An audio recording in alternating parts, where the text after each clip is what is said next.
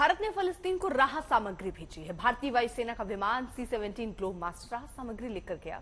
38 ton राहत सामग्री लेकर वायुसेना का यह विमान मिस्र गया है। मिस्र से रफा बॉर्डर के रास्ते ये सामग्री फिलिस्तीनियों को दी जाएगी। इजराइल हमास जंग की वजह से लाखों लोग बेघर हुए, हजारों जख्मी हैं जो बुनियादी जरूरतों के मोहताज हैं। भारत की तरफ से युद्ध पीड़ितों के लिए मानवीय सहायता की बड़ी खेप भेजी गई है। हिंडन एयरबेस पर वायुसेना के विमान C-17 में युद्ध के दौरान घायल हुए लोगों के लिए 6.5 टन दवाइयां रखी गई। करीब 32 टन राहत सामग्री भेजी गई, जिसमें टेंट, स्लीपिंग बैग, पानी साफ करने वाले टैबलेट सहित कई जरूरी सामान थे। मिस्र के अल अरीश एयरपोर्ट से राहत सामग्री को राफा बॉर्डर के जरिए फिलिस्तीनियों तक पहुंचाया जाएगा। गाजा युद्ध पीड़ितों की मदद के लिए पूरी दुनिया की तरफ से अपील की जा रही थी। प्रधानमंत्री नरेंद्र मोदी ने पैलेस्टीनियन अथॉरिटी प्रेसिडेंट से बातचीत करते हुए उनको ये साझा किया था कि टेररिज्म को लेके और जो फिलहाल हालात है उसमें वो कंडोलेंसेस जता रहे हैं और इंडिया का जो लॉन्ग स्टैंडिंग प्रिंसिपल है इजराइल और पैलेस्टीन की सिचुएशन में वो अभी भी सेम है। लेकिन ये बहुत इंपॉर्टेंट है कि विदेश मंत्रालय की तरफ से आज ये बताया गया कि फिलिस्तीन के लिए, गाजा के लिए ह्यूमैनिटेरियन एड भारत की तरफ से भेजा गया है। फिलिस्तीनियों के लिए राहत सामग्री पहुंचाने के लिए राफा बॉर्डर फिलहाल खुला है। इस बारे में अमेरिका के राष्ट्रपति ने मिस्र के राष्ट्रपति के साथ बात की थी। एक दिन पहले राहत सामग्री से भरे 20 ट्रक राफा बॉर्डर के जरिए गाजा इलाके में दाखिल हुए थे। युद्ध के 2 हफ्ते में ये मदद की पहली खेप थी, जिनमें खाने पीने के सामान के साथ जरूरी दवाइयां हैं। 7 अक्टूबर को युद्ध शुरू होने के साथ ही इजराइल ने गाजा में बिजली पानी के साथ बुनियादी चीजों की सप्लाई पर रोक लगा दी थी। फिलिस्तीन के स्वास्थ्य विभाग के मुताबिक गाजा के अस्पतालों के लिए ईंधन की जबरदस्त कमी है। तेल अवीव से गौरव सावंत के साथ श्रेया चैटर्जी, दिल्ली, आज तक। एक तरफ इजराइल जमीनी जंग की पूरी तैयारी करके बैठा है, तो दूसरी तरफ बंधक संकट का कोई समाधान नहीं निकल पा रहा। अब तक की सिर्फ 2 बंधकों को ही छोड़ा गया है। अमेरिका नहीं चाहता कि बंधकों की दिक्कत का समाधान होने तक ग्राउंड अटैक हो, और इस बीच इजराइल गाजा से लेकर लेबनान तक जंग के मोर्चों पर घिरता जा रहा है। दिनों दिन भीषण होती जा रही है और आगे भी इसके जल्द खत्म होने की उम्मीद कम ही नजर आती है। इजराइल की तैयारी देखकर तो यही कहा जा सकता है कि अभी जंग लंबी खिंचेगी।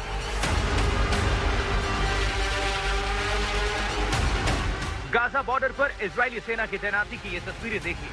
दूर तक टैंक्स और बख्तरबंद गाड़ियों की कतार नजर आती है। इजरायली सैनिक बस एक आदेश का इंतजार कर रहे हैं। कई दिनों से यह सैन्य जमावड़ा जोर शोर से तैयारी में जुटा है। और इस बीच इजराइल ने 2 मोर्चों पर एक साथ जंग शुरू कर दी है। एक तरफ उसने गाजा के तमाम इलाकों में हमले तेज कर दिए हैं।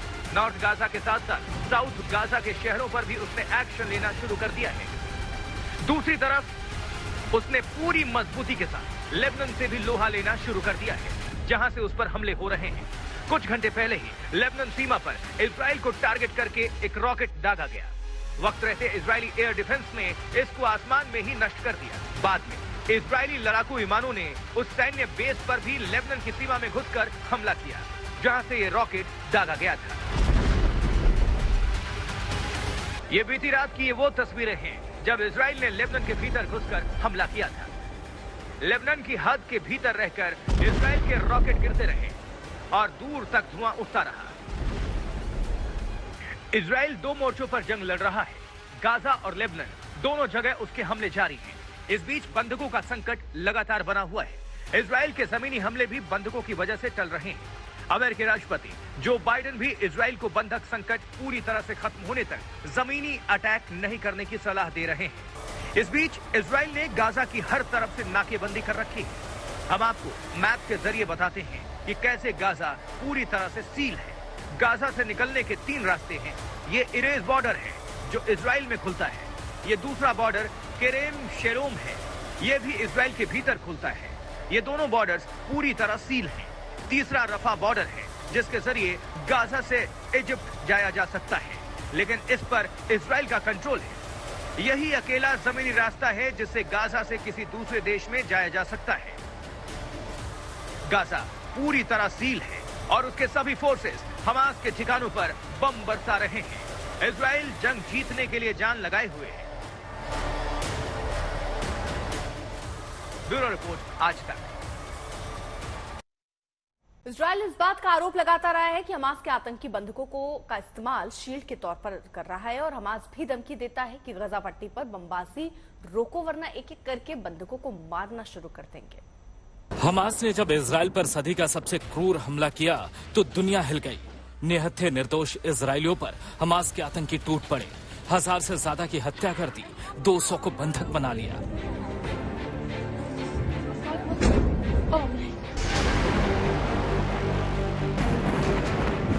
जब इजराइल ने काउंटर अटैक शुरू किया तो आतंकियों और उनके समर्थक मानवता की दुहाई देने लगे। दुनिया भर में फिलिस्तीन के नाम पर हमास के समर्थन में रैलियां हो रही हैं। भारत में भी फिलिस्तीनी समर्थकों ने नारेबाजी की, लेकिन उन बंधकों पर कोई नहीं बोलता जो पिछले 15 दिनों से आतंकियों की कैद में हैं। कतर की पहल पर हमास के आतंकियों ने 2 अमेरिकी नागरिकों को रिहा कर दिया। विश्व नेताओं ने खुले मन से इसका स्वागत किया है।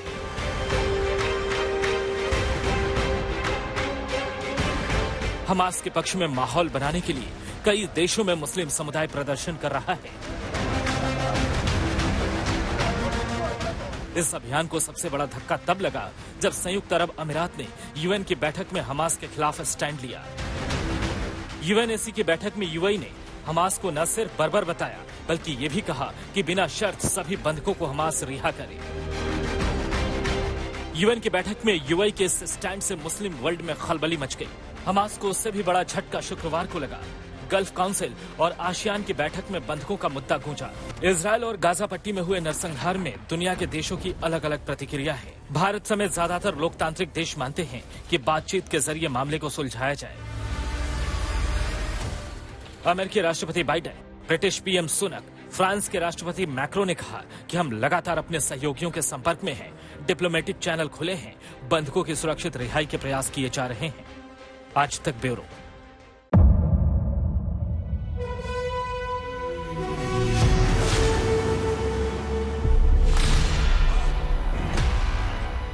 मुद्दों का मैदान, तर्कों पर घमासान। क्या बताना चाहते हैं इस देश को? किससे किसकी ठनी, न्याय की नीति नहीं बनती है। किसने दी किसे पटखनी। क्या सच है जिसको छिपाने की कोशिश की खबरों की दुनिया का सबसे बड़ा अखाड़ा दंगल देखे मेरे यानी चित्रा त्रिपाठी के साथ रोज शाम 5 बजे सिर्फ आज तक पर।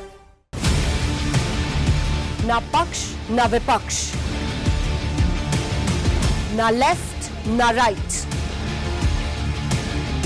ना मिर्च ना मसाला, खबरों का बोलबाला।